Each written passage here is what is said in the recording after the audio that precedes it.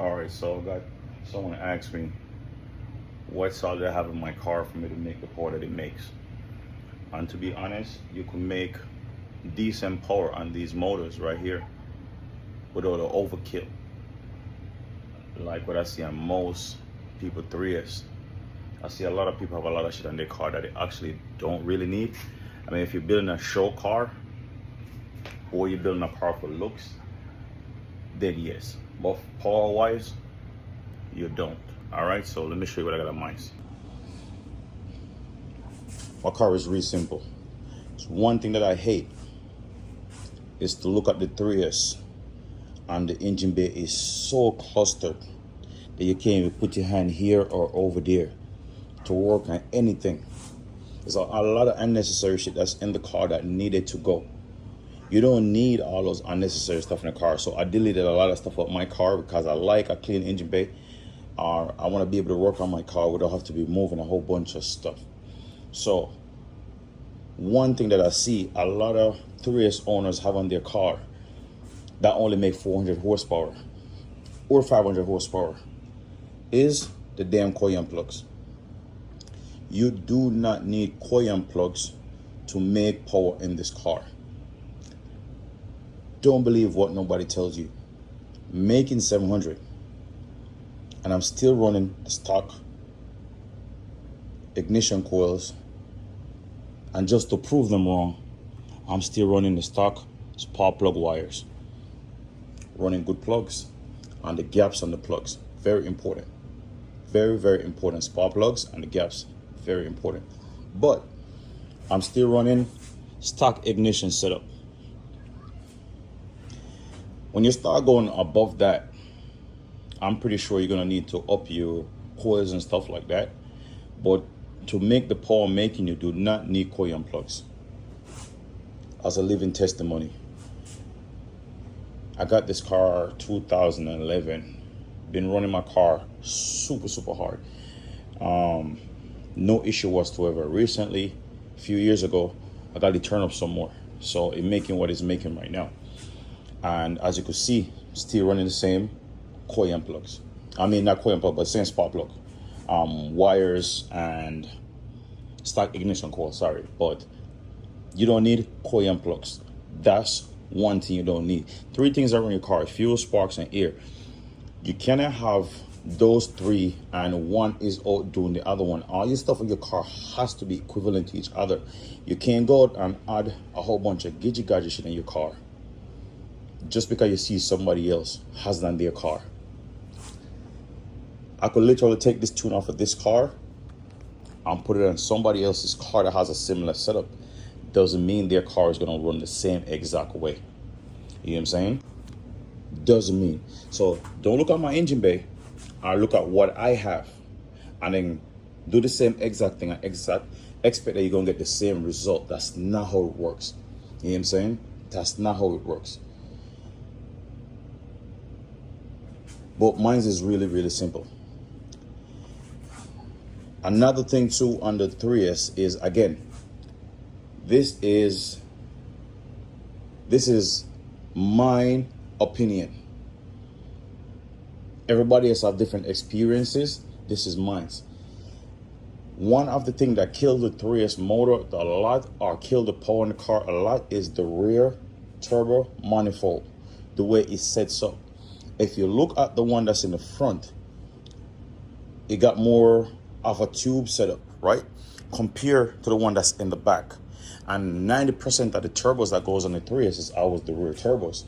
So you could do the build on the car, but if you're still running the stock manifold, it's going to limit the power that you're making because the stock turbo manifold does not breathe properly. You know what I'm saying? That's my experience. Again, everybody else is different. I've been doing this since 2007, all right? And made a lot of mistakes, and I learned a lot of stuff along the way. I don't know it all, and I'm still learning as I go. Other people here doing it way before I am. But I'm telling you, if you're going to build a 3S, and you want to make some good power, comfortable and reliable, which reliable and 3S doesn't go in the same sentence, but you get what I'm saying. You have to change the rear manifold, get everything set up properly.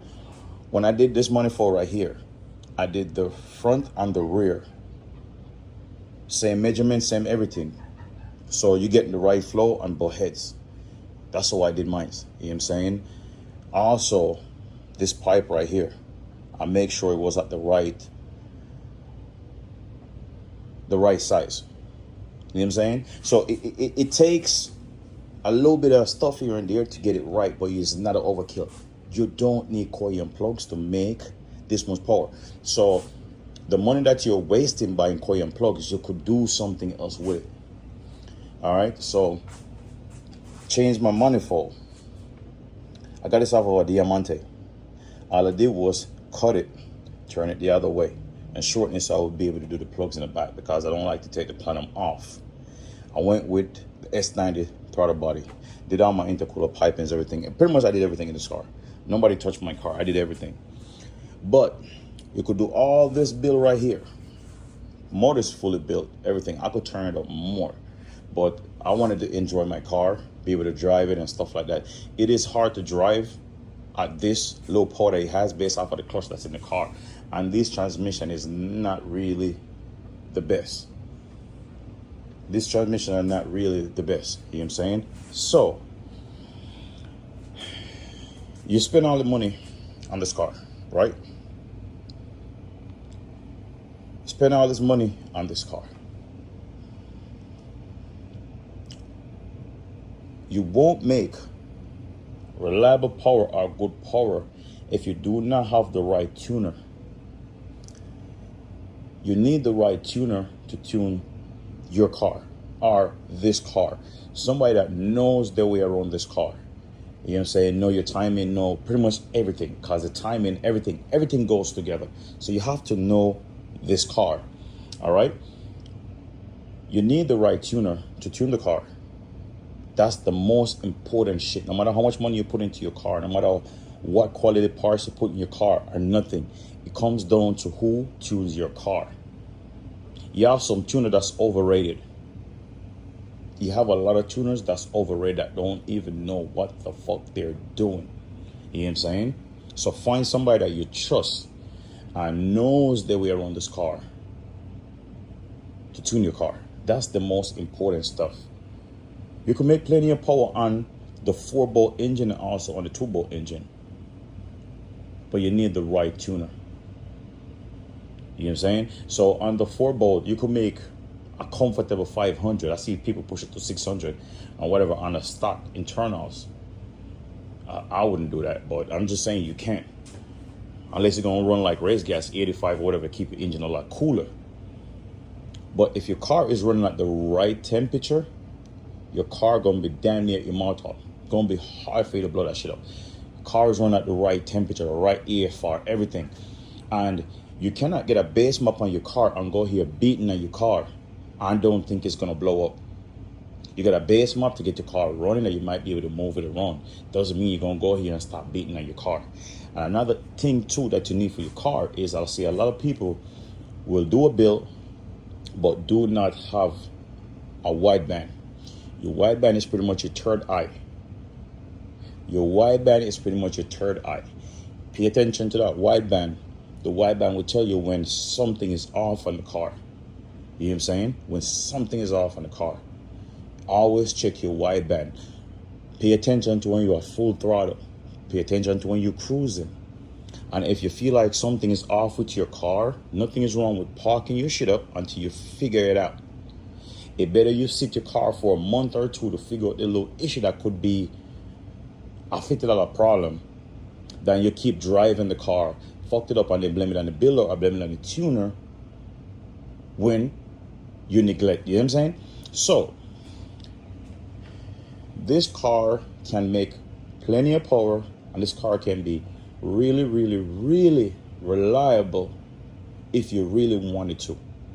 Don't go on Amazon and buy parts off of Amazon and think that your car can run for a long period of time. Don't go on eBay and buy some little cheap parts off of eBay. Don't get me wrong, there's still good qualities in there because you have other vendors that sell parts in there. But if you're gonna do this, do it the right way the first time.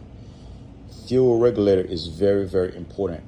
Get the proper fuel pressure regulator. Get the proper fuel lines if you're gonna go off the market fuel lines. get the right fuel pump, you're gonna go off the market.